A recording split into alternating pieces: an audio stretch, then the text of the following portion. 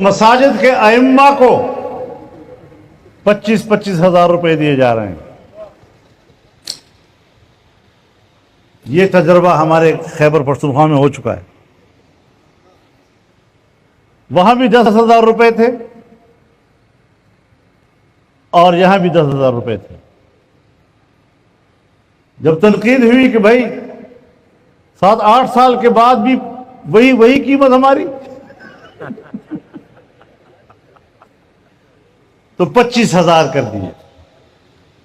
ہم تو علماء کو روزگار دینا چاہتے ہیں، او غریب لوگ ہیں بیچارے، 5-7 ہزار روپے پہ گزارا کرتے ہیں۔ کب سے تمہارے اندر یہ ہمدردی آ گئی؟ فضل الرحمان تو علماء کو کہ حق پہ ڈاکہ مار رہا ہے، ان کی بھلائی نہیں چاہتا۔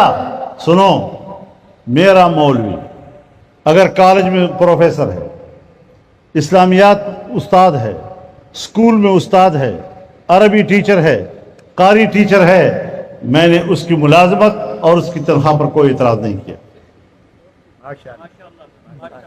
لیکن جو مسجد سرکاری نہیں ہے، جو مولوی صاحب ملازم نہیں ہے سرکار کا، تم کس مت میں اس کو 25,000 دے رہے ہو؟ سوائے زمین خریدنے کے تمہارا اور کوئی دھندا نہیں ہے؟ ہر وقت یہ سوچتے ہو کہ ملا کی زمین کو کیسے خریدا جائے؟ مسجد میں تم نے ہمارے رائے کے مطابق خطبہ دینا ہوگا، اور پھر کہتے ہیں سعودی عرب میں ایسا ہو رہا ہے، امارات میں ایسا ہو رہا ہے، کویت میں ایسا ہو رہا ہے۔ او بابا، پھر بادشاہت لاؤ نا، پھر جمہوریت ختم کرو۔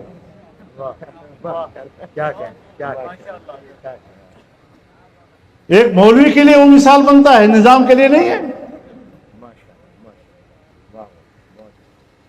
یہ ہمارا ملک ہے، اس کی اپنی تاریخ ہے، ہم برصغیر کی تاریخ سے جڑے ہوئے ہیں۔ اور میرے سامنے جو علماء کرام تشریف فرمائے، میں ان کو بتانا چاہتا ہوں کہ آپ کسی بھی احساس کمتری میں مبتلا نہ ہوں۔ برصغیر کی 250 سالہ تاریخ آپ کے پشت پر ہے، وہ قربانیاں آپ کے پشت پر ہیں، اس کی سیاست آپ کے پشت پر ہے، اور کوئی پاکستان میں سیاسی لحاظ سے اتنا طویل تجربہ نہیں رکھتا جتنا کہ آپ علماء کرام رکھتے ہیں۔ پنجاب حکومت نے فیصلہ کیا ہے کہ مساجد کے ائمہ کو کچھ وظائف دیے جائیں گے ہر مہینے۔ پہلے کے پی کے کی حکومت میں عمران خان کے دور میں یہ ہوا تھا، بہت سے ائمہ کو اب تک اس پہ گورنمنٹ کی طرف سے پیسے مل رہے ہیں۔ تو اس پہ بعض حلقوں میں یہ آواز اٹھائی جا رہی ہے کہ یہ حکومت جو ہے نا مساجد کے اماموں کو خرید رہی ہے، درباری اور سرکاری بنا رہی ہے، کل تو پھر یہ حق بیان ہی نہیں کر سکیں گے۔ جن کو یہ اشکال ہے وہ ان کی ذاتی رائے ہوگی، کسی کی رائے، ہر ایک کو رائے بیان کرنے کا حق ہے، لیکن یہاں چند اصولی باتیں میں ضرور آپ کے سامنے رکھوں گا۔ دیکھیں، جب بھی کوئی حکومت کی طرف سے کسی کو مراعات کا فیصلہ ہوتا ہے تو جن کو وہ مراعات دی جا رہی ہیں ان کی رائے کا اعتبار کیا جاتا ہے، اس میں کسی اور کی رائے کا اعتبار نہیں ہوگا۔ اگر پنجاب میں رہنے والے مساجد کے اماموں کی اکثریت اس کو مسترد کر دے کہ نہیں ہمیں نہیں چاہیے کیونکہ اس سے تو ہمیں حکومت خریدنے کی کوشش کر رہی ہے، تو پھر تو ہم بھی کہیں گے کہ نہیں دو۔ لیکن اگر وہ خوش ہیں، وہ اس پہ راضی ہیں، ان کی یا تو الیکشن کروائی جائے نا، ووٹنگ کروائی جائے، الیکشن نہیں ووٹنگ کروائی جائے کہ پنجاب حکومت کے اماموں کی اکثریت کیا کہتی ہے۔ تو اگر اکثریت کہتی ہے ہمیں نہیں چاہیے یہ، تو ٹھیک ہے بھائی، آپ اس پہ خوش ہیں تو بہت اچھی بات ہے۔ لیکن اگر وہ اکثریت خوش ہے اس فیصلے پر اور وہ مراعات لے رہی ہے، تو سب سے پہلی بات یہ ہے کہ یہ نامنظوری اگر ریجیکشن ہونی ہے تو کس کی طرف سے ہونی چاہیے؟ یہ ائمہ کہیں کہ ہمیں نہیں منظور ہے۔ رہا یہ اشکال کہ حکومت اس طرح سے لوگوں کو خرید رہی ہے، اس پر پھر اور کچھ مزید اشکالات ہوتے ہیں۔ پہلی بات یہ کہ اکثر ائمہ مساجد کی حالت بہت بیچاروں کی غربت میں، بہت قسمہ پرسی کی حالت میں ہوتے ہیں۔ وہ میں ایسے مدرسین کو بھی جانتا ہوں، مدارس میں 6 کتابیں پڑھا رہے ہیں، 5,000 تنخواہ لے رہے ہیں ہر مہینے، 6-7 کتابوں کا برڈن ان پہ ڈالا ہوا ہے۔ اب اتنی غربت میں امام کو جو کمیٹی تنخواہ دے گی، آج کل تنخواہیں کون دے رہا ہے؟ کمیٹیاں دے رہی ہیں، تو پھر امام کس کا غلام بنے گا؟ کمیٹی کا۔ بھائی اس نے گھر تو چلانا ہے نا، حکومت نہیں دے گی تو کہاں سے لے گا؟ مسجد کمیٹی سے لے گا، تو پھر غلام کس کا بنے گا؟ مسجد کمیٹی کا غلام اگر یہ غلامی والے کانسیپٹ کو ہم مان لیتے ہیں تھوڑی دیر کے لیے، میرے سامنے ابھی اسی ہفتے کیس آیا، ایک مسجد کے امام نے کیا کیا، کمیٹی کا ایک بندہ، مسجد کمیٹی تھی، اس کا ایک بندہ بجلی چوری بھی کر رہا تھا اور مسجد کا پانی اپنے گھر میں بھی ڈال رہا تھا، استعمال کر رہا تھا۔ امام صاحب نے ممبر پہ بتا دیا بھائی یہ ناجائز ہے، پہلے آرام سے سمجھایا، نہیں مانے تو ممبر پہ بتا دیا یہ ناجائز کام ہو رہا ہے۔ اس امام کو کمیٹی نے امامت سے نکال دیا، حالانکہ وہ تنخواہ کہاں سے لے رہا تھا؟ مسجد کمیٹی سے لے رہا تھا، لیکن وہ پھر بھی مسجد کا غلام نہیں بنا۔ اور بہت سے غلام بن بھی چکے ہوں گے، وہ نہیں بول پاتے اس لیے ان کو پتا ہے ہمیں یہاں سے کم پیسے مل رہے ہیں، اگر کمیٹی نے یہ پیسے بند کر دیا, ہم نے حق بولنا شروع کر دیا تو کمیٹی پیسے بند کر دے گی. تو اس سے پتہ چلتا ہے کہ امام کو کہیں نہ کہیں سے تو مراعات لینی ہی ہے, یا تو اس کا اپنا ذاتی بزنس ہونا, پھر تو ایک الگ بات ہے. نارملی تو امام مسجد کمیٹیوں سے ہی تنخواہیں لے رہے ہوتے ہیں. تو جس نے بھائی غلام بننا ہے نا, سرکاری یا کمیٹی کا یا محلے کا غلام بننا ہے, وہ جتنا بھی پیسے دے دیں وہ نہیں بنے گا, اور جس نے بننا ہے وہ تھوڑی تنخواہ میں بھی وہ پھر کمیٹی کا بھی بنے گا. اور بہت سے بنے ہوئے بھی ہیں, نہیں بولتے, حق بیان نہیں کرتے.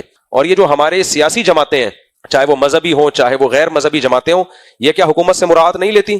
یہ بھی تو حکومت سے باقاعدہ عہدے بھی لے رہی ہوتی ہیں, پیسے بھی لے رہی ہوتی ہیں. اس کے باوجود ان میں کوئی بکنے والا ہو تو بک جاتا ہے, نہیں بکنے والا ہو تو نہیں بکتا. لیکن مراعات حکومت سے ہی لیتے ہیں, سب کے سب لیتے ہیں. یہ تو امام بیچارے پہ ہی کیوں شامت آئی ہوئی ہے کہ اگر پنجاب حکومت اس کو تھوڑے سے پیسے اس کے اکاؤنٹ میں ڈال رہی ہے تو ہم ان کے منہ سے نوالا چھیننے کی کوشش کریں. بسم اللہ الرحمن الرحیم. آپ نے دونوں کی بات سنی, تو یہاں پر میں یہ کہنا چاہتا ہوں کہ طارق مسعود صاحب کے دلائل قوی نہیں ہیں.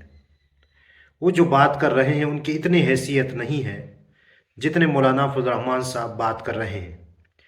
اس کو میں آپ کو ایک مثال سے سمجھاتا ہوں کہ جب ایک آدمی آپ کو منع کر رہا ہے کہ آپ اس راستے سے نہ جائیں, اس لیے کہ یہ راستہ خطرناک ہے اور آگے جو ہے آپ کو پریشانی کا سامنا کرنا پڑے گا.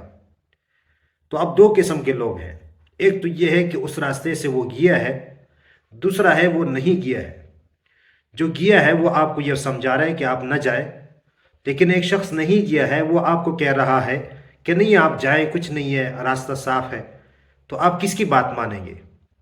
تو اسی طرح مولانا فضل الرحمان صاحب جو ہے وہ سیاست میں رہ چکا ہے, ان کی سب باتوں کا علم ہے, اور وہ جانتا ہے کہ ان لوگوں کے ارادے کیا ہے.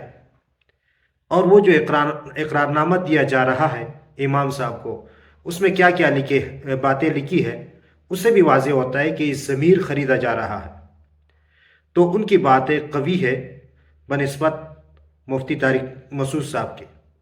تو آپ کیا سمجھتے ہیں, اپنے رائے کا اظہار کیجئے گا.